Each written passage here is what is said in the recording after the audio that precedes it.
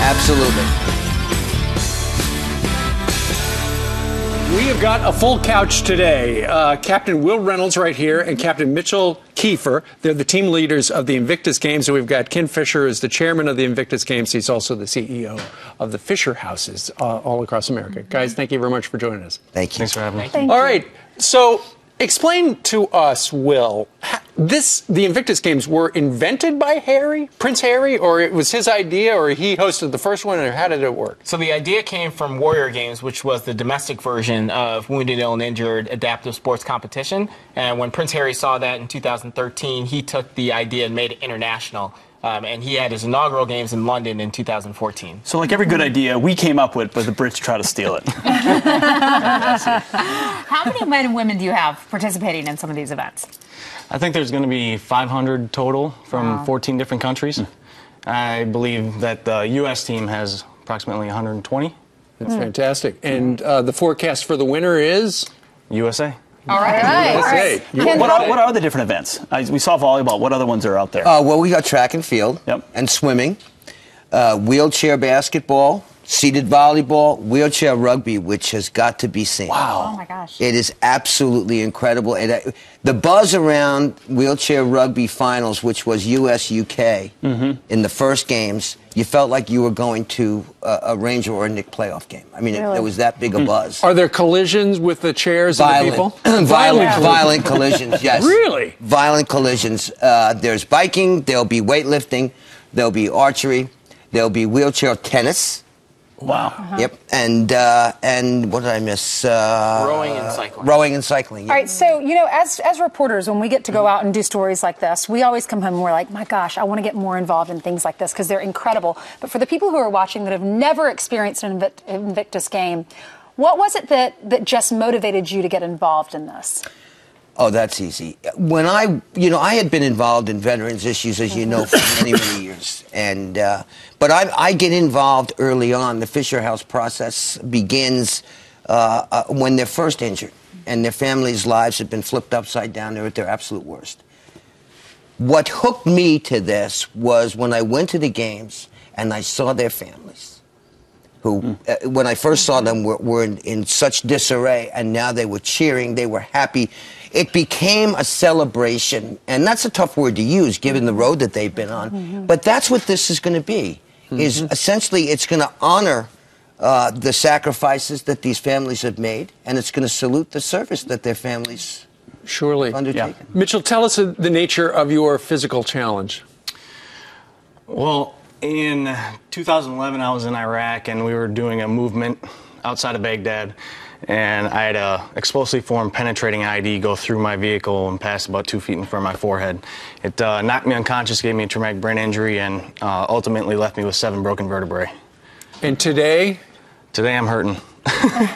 But no. You have a headache all the time. Headache all the time.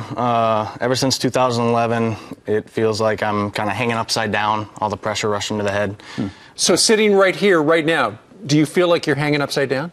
I do, yeah. Wow. How did you figure out how you were able to then maintain a normal life such as it is? I was dumb. Basically, I just was dumb to my own abilities, saying that I could just get back into whatever I did before, and I just went for it. So I actually started a master's degree in operations research analysis 6 months after my traumatic brain injury, and the first couple assignments were about 7-8 hours, and I just couldn't think. But as that year and a half went on, I brought that down to 5 hours, 4 hours, 3 hours, and by the end of it, I still maintained my AA average with finishing with everyone else about an hour and a half for those assignments. Are doctors able to do anything about, are you going to have to live with this for the rest of your life? There's some promising things out there like hyperbaric oxygen therapy that might be able to help out. Definitely no medications help take away headaches or help with that cognitive ability.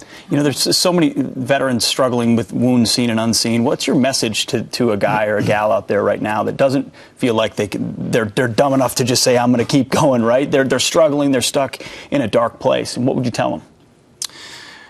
I would tell them that it just takes, 10 seconds of unblinding courage, basically to get you past that hump. So whatever that may be, whether it's going up and talking to the girl that you like, or or just getting out on a bicycle, just take that 10 seconds and do it, and then it'll just make everything kind of roll over and into the first step. Successful. Yeah.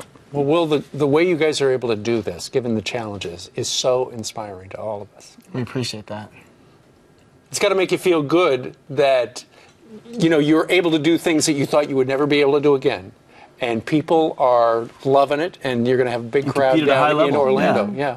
Yeah, absolutely. We're breaking down barriers every day, and we're setting those milestones for ourselves so we can achieve them and, you know, get that mental rehabilitation. Well, and then inspiring others who aren't at your point yet, who are just at that starting point where you both were at one point.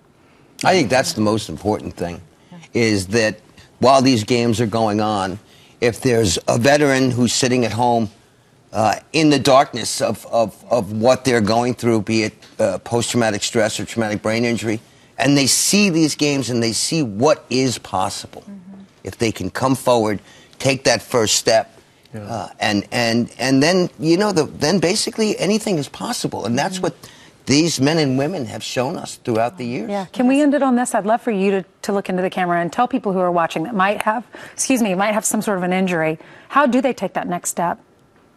Well, I think you take that next step by looking to people who are inspirational to yourselves, and, you know, like Mitchell said, you know, having that unblinding confidence to just jump into whatever activity might be daunting to yourself, and you know, just get the mentorship and the coaching to have the courage to embark in that. Amen. The future leaders of this country right here. Yeah, because of things like that you've done and the leadership you guys are showing. Thanks for being here today. Thank you. If you would like information about the games down in Orlando, InvictusGames2016.org. And if you would like to help the Fisher House, how would they do that, Ken Fisher? Do so much great work.